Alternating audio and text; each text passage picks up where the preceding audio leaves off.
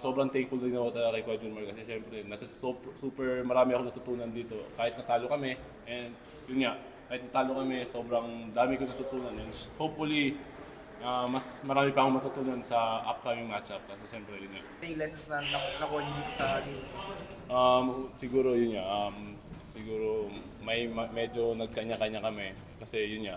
Pero naman sinasabi ko lagi, yung San Miguel, ano na, kumbaga, ano na, stuck talaga sila. Kumbaga, yung from starters to bench nila, talagang pang starter sa ibang team eh. So, sobrang bigat nun. So, yun nga. Hindi talaga namin sila kaya individual. So, yun. Kaya kailangan talaga namin magtrabaho as a team eh. Pero kasi yun nga, medyo nagkanya-kanya kami kanina and then may mga gimme shots kami na hindi na shoot na pasok pero yun nga. Pero yun, positive pa rin naman kami kasi yun nga, this is a best of 5 series, di ba? So 1-0 pa lang naman, so may chance pa rin naman kami. Siyempre, may double effort pa rin kami kasi yun nga, super powerhouse talaga. So kailangan talaga namin magtrumabaho talaga. Ayun, may sinabing maganda sa'yo about si Junmar since sabi niya nahirapan daw siya sa'yo lalo yung bilis mo rin daw yung naging advantage yung sa matchup ninyo. So anong masasabi mo dito? Siyempre, malaking bagay din sa akin. Siyempre, yun nga. Kasi pag sa post kasi talagang hindi ko talaga siya, hindi ko talaga kaya. Like, kahit yung mga tiraw ko yun na naiilang tagaw kay Kuya Junmar. So, siyempre, kailangan ako as a basketball player, siyempre kailangan ko rin naman gumawa ng paraan para makascore ako, di ba? Para matulungan yung team. So, yun na lang yung ginawa ko. Parang tumakbo na lang ako ng tumakbo kasi if post talaga, wala talagang magagawa kasi yun, super matigas talaga si Kuya and malaki pa. So, hindi ko talaga siya kakayanin if dalhin ko siya sa post eh. So, more tumakbo na lang talaga ako. Yun. One thing na meron kayo in common with Junmar is pareho kayo natuturuan ni Coach Danny. Ay, so for you, gano'n yung ka-special sa'yo na pareho kayo na si Junmar, pareho din ng mentor mo. Siyempre, malaking bagay din talaga sa akin. Kumbaga, privilege sa akin yun kasi yun nga. Maikumpara ka sa, siyempre, pag nag-retire si Kuya Junmar, for sure, legend yan kasi, di ba? Siya lang yung nag-iisang nakakuha ng multiple MVP na kung ano man ako yung ganyan. Siyempre, thankful ako kasi andyan yung mentor ko na si Coach Danny, siyempre. And siyempre, yun nga, wala naman kaming kailangan, so kailangan lang talaga magtrabaho talaga. Siyempre, yung nga sabi ng Coach Danny, wala kang ibang gagawin dito kundi magtrabaho lang ng magtrabaho kasi yung salary mo, once na tatrabaho ka ng maayos, dadating at dadating yan. So, yun. Sobrang thankful talaga ako.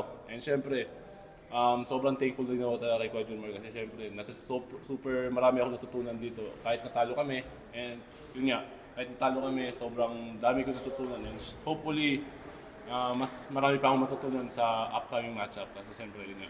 Pero yun nga, kailangan ko talaga mag-double effort kasi once nasa ilalim na siya, wala na akong nagagawa talaga. Yun, bukod sa feeling mo kailangan mong bilisan lalo, yun yung advantage mo. Ano yung tingin mong kailangan mo pang igawin para ma-counter mo si Junmar? Siguro di ko na maka-counter yun kasi yun nga. Kasi kumbaga, full package na yung talent ko, Junmar eh. My height, skills, and yung katawan niya kasi, talaga eh. I mean, super mabigat na And then, so yung iba, sinasabi, malaki lang. Pero if makatapat mo si Kuya Junmar kasi, andun yung skills eh.